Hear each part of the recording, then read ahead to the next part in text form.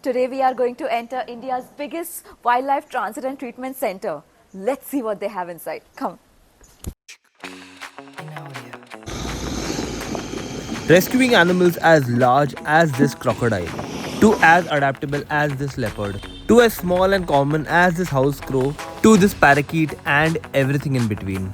There is no challenge that these guys cannot handle. This is RESQ CT, a 22-acre large facility that specializes in wildlife rescue, treatment, rehabilitation and its release. Using state-of-the-art technology, professional rescuers and doctors, these guys are the best in the game. So come with us as we explore how this massive facility functions with so much efficiency one step at a time. It all begins with the rescue.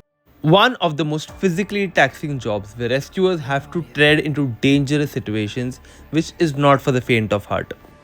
And for that, these guys are well prepared with a wide variety of equipment to tackle almost any kind of situation. But why do they need all of this? That is because rescue situations often look like this. What makes this job difficult is the fact that the ones you are helping do not really know that you are there to help them. And unlike domestic animals that usually are comfortable around humans, wildlife looks at us as a threat and will do everything possible to protect itself.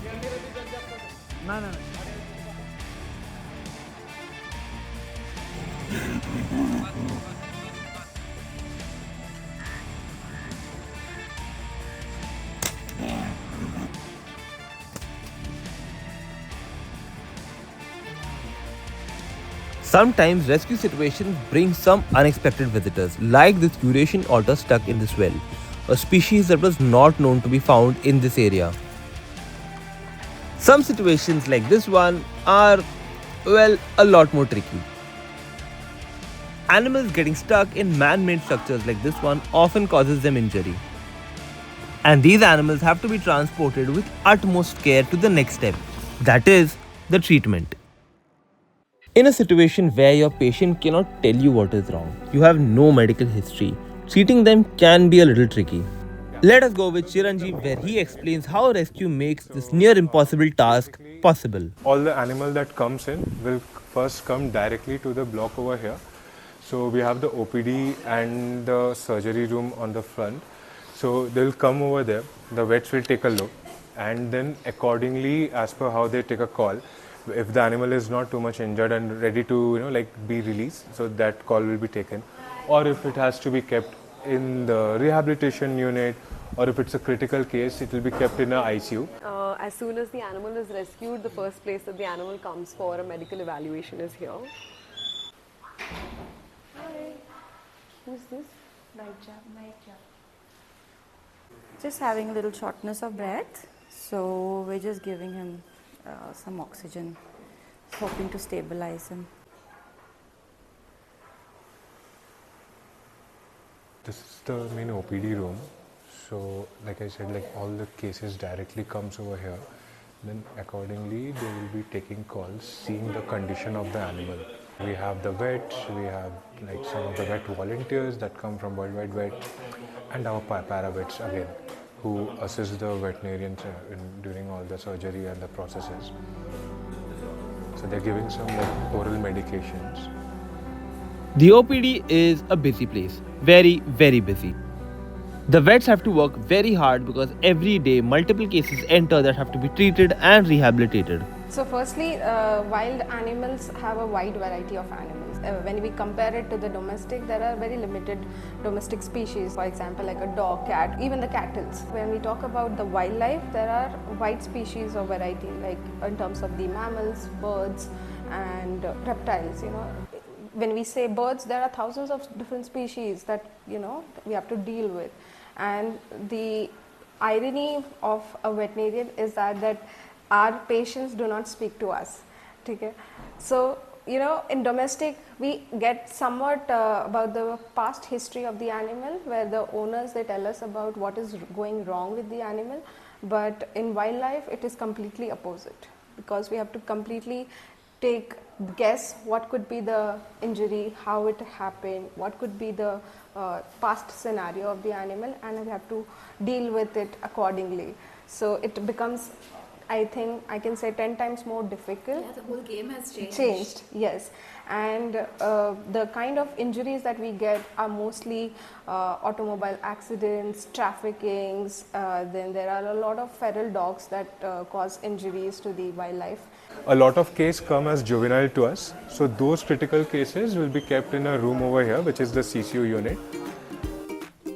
As cute as they are, orphaned animals are also very delicate. Making sure they are not stressed while also making sure they do not get too attached to their human caretaker is a very important task.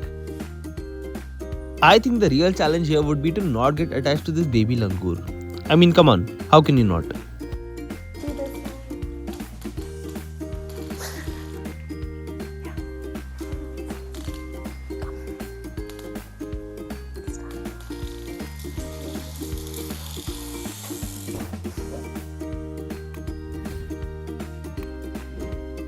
Making sure these babies do not contract any communicable disease from the human caretakers or the other animals around is also a very important task.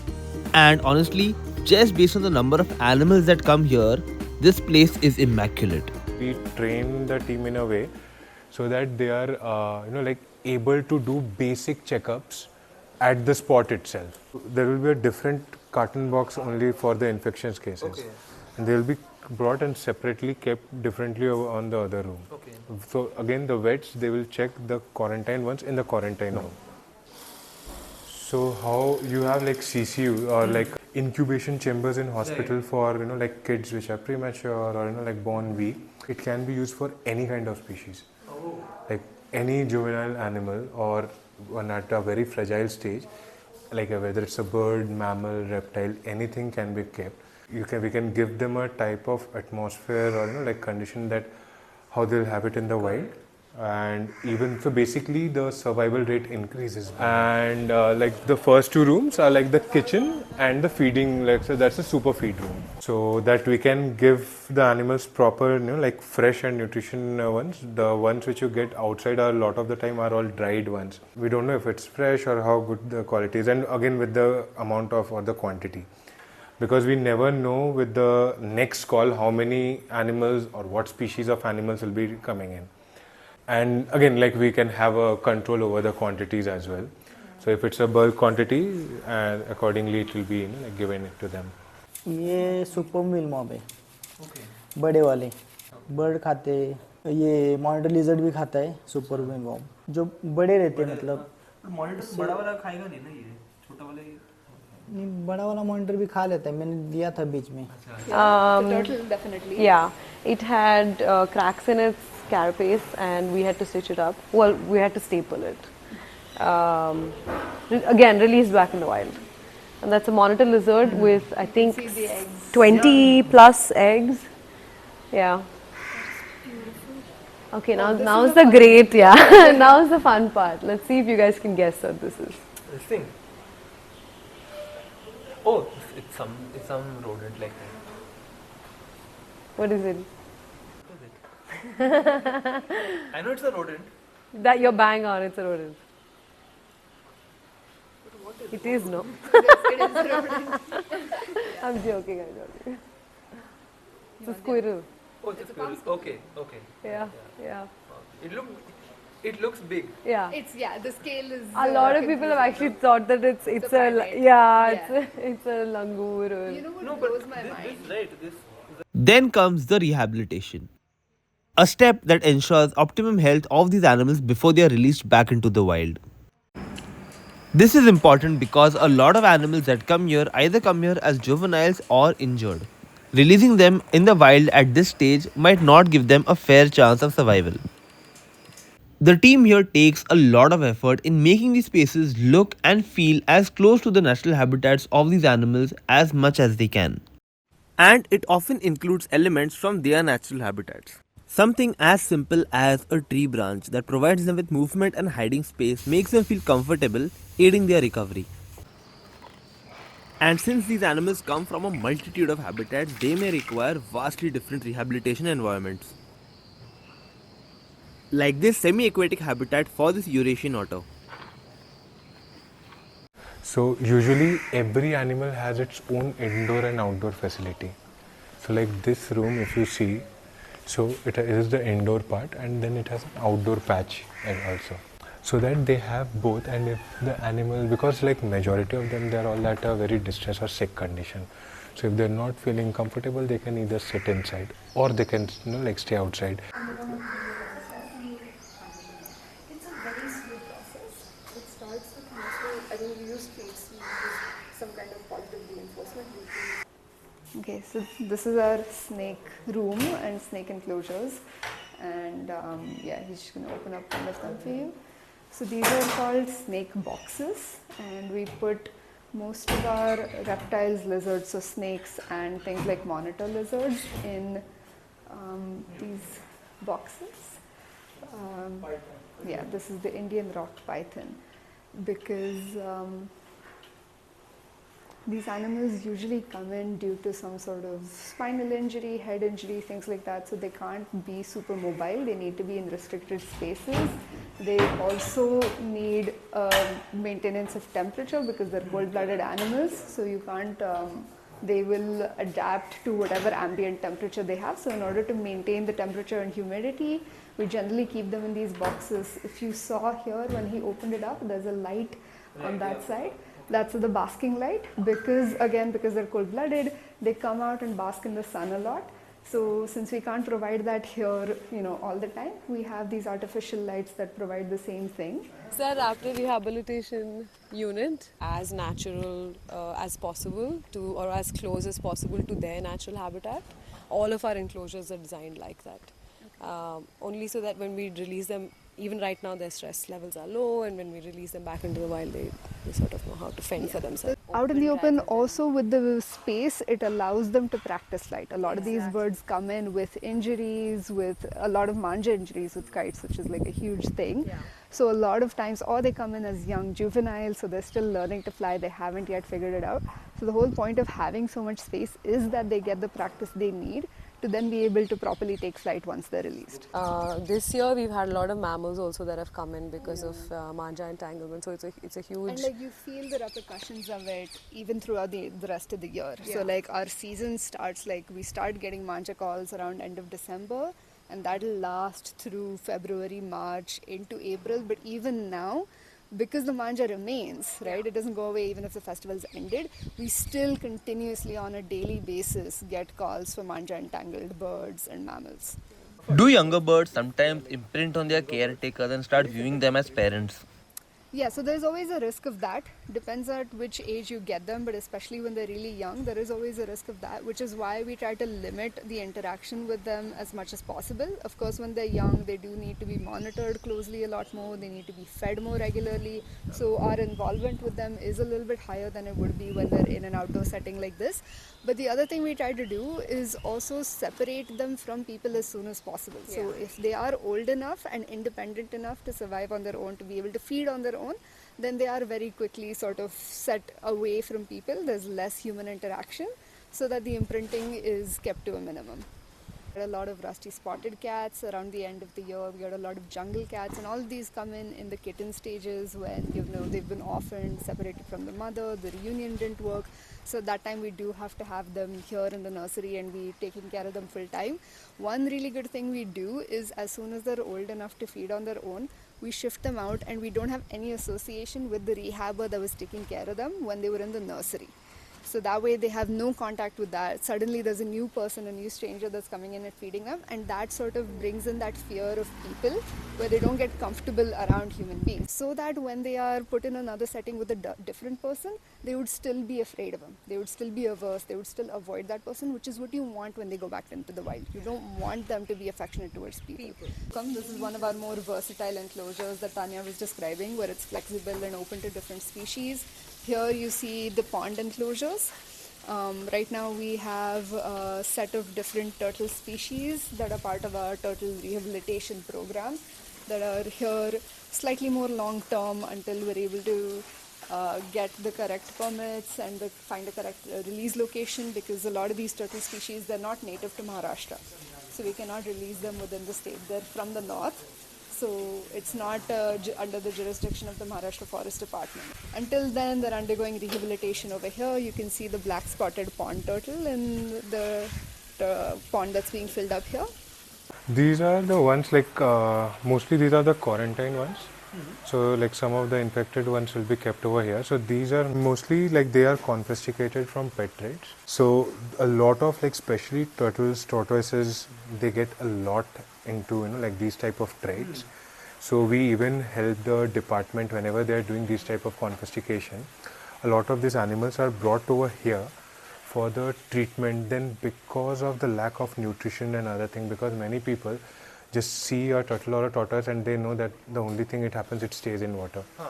So because of the lack of proper nutritious food, the climate condition, like proper sunlight, they get a lot of diseases. Again, being handled by humans, they get a lot of diseases because of physical deformations. So this one has a perfect shell conditioning, but a lot of cases come where the shells have like all like are differently shaped, or you can like say like it's very like oddly shaped, the shells. So they don't because of that proper sunlight and everything, they even don't grow properly, and they get like all this permanent deformations done. So definitely the deformations are something that we are not able to like completely make them do, because it's a permanent damage. But what we do help like in terms of getting them out of the diseases that they have got, and also we rehabilitate them to a condition where they at least start like generating that wilderness back into them. And once they start showing all these proper behaviors, then later on they're released back to the wild basically. Over here, like if you notice the other room, the front portion were all covered because birds being little fragile or get agitated, so we have kept it covered so that they don't get disturbed with our movement around. And even like but over here it is like little different. So this is like this section is mainly for the primates. So like for example, like this one has came from an individual case where like from like the mother might have died because of an electrocution or a road accident. So when the primates come, so usually primates are your social or like basically troop animals. So we like initially, as soon as they come, we don't want to introduce them together. So if one langur baby is here, the other will be kept over here. Slowly we make sure like being these are open, so they get used to each other's presence. Then later on we'll club them together. Slowly once this part is over, the nursery side, they'll be put into the rehabilitation unit together. So that You are forming a whole social circle among them, yes. And even like a lot of the time when they are kept in the rehabilitation units, so like a elder or like a mother which has came, or like an adult female which has came, so if it is around, we'll again try to keep them on the next cage. A lot of the time it has happened that the adult have adopted these. It grows as a troop then outside and not together. So if have you noticed primates, like any primate species, when they are scared, want to hide or like do something, they hold on to the mother's back. So that is something we won't be able to do it over here. So through these soft toys, so they get that sensation, like if they're scared or want to show that like behavior, they can at least have something to grab on. Hello.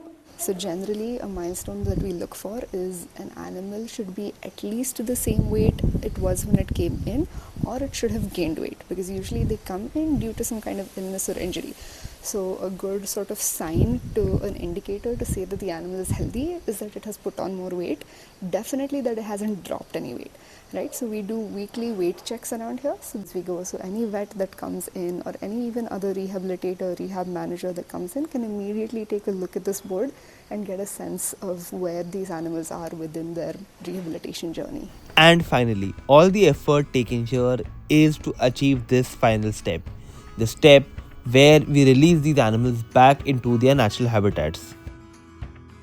Great effort is taken by the Rescue CT team not just to save these animal lives, but also to ensure that these animals are at optimum health and have a fair chance of survival in the wild.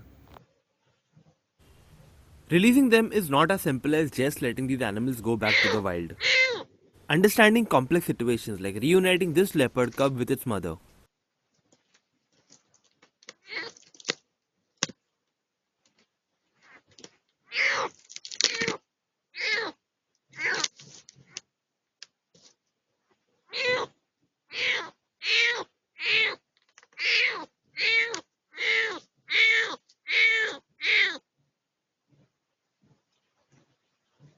You have witnessed a very special moment just now.